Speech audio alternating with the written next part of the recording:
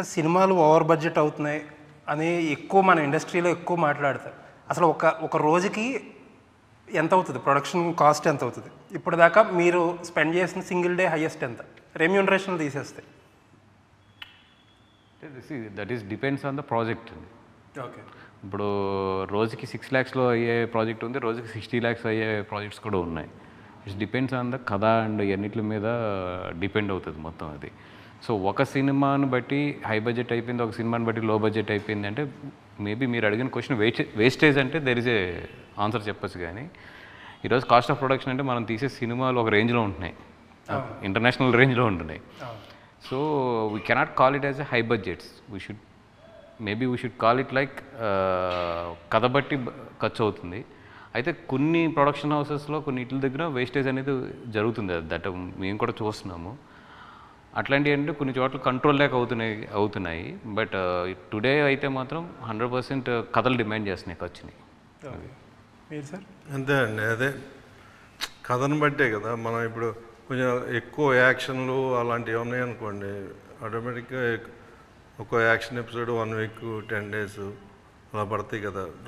Action ఎక్కువ ఉంటే ఎక్కువ ఖర్చు అవుతుంది. డిపెండ్స్ ఆన్ స్టోరీ అంతే. ఓకే. ఓవర్ బడ్జెట్ అనేది నేనైతే ఇప్పుడు దాకా చేసి సినిమాను అనుకున్న బడ్జెట్ ఎక్కువైందండి. సో అది యాక్సెప్ట్ చేస్తా.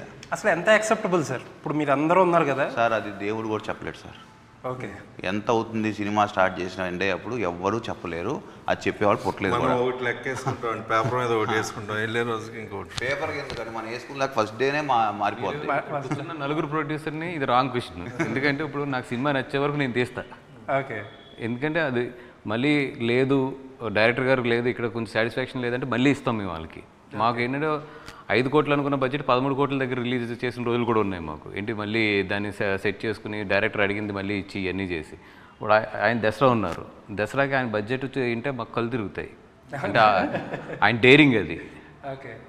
డేరింగ్ కథ డిమాండ్ చేసింది పెట్టాడు, అలాగే ఆయన మళ్ళీ దాని మీద హిట్ కొట్టాడు, సంపాదించాడు ఆయన.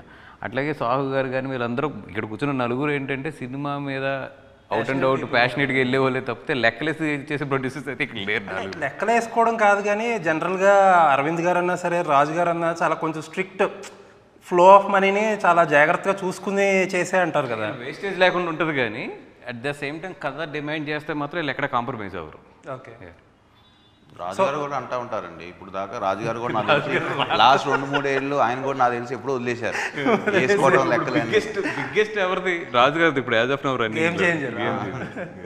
ఆ గేమ్ చేంజర్ ఒక రోజుకి ఎక్కువ ఎంత ఖర్చు పెట్టుంటారు సార్? సార్ నేను పార్టిసిపేట్ చేసుకుంటూ వెళ్ళిన 22 వరకు నేను పార్టిసిపేట్ చేశాను సార్. హయ్యెస్ట్ నేను లెక్కేసినప్పుడు 78 లక్షలు వచ్చింది సార్ రోజుకి. It was a song. 500 people పెట్టి సాంగ్ చేసినప్పుడు 78 లక్షలు వచ్చింది Amritsar. Okay. That's the highest per day. That's the highest what we spend.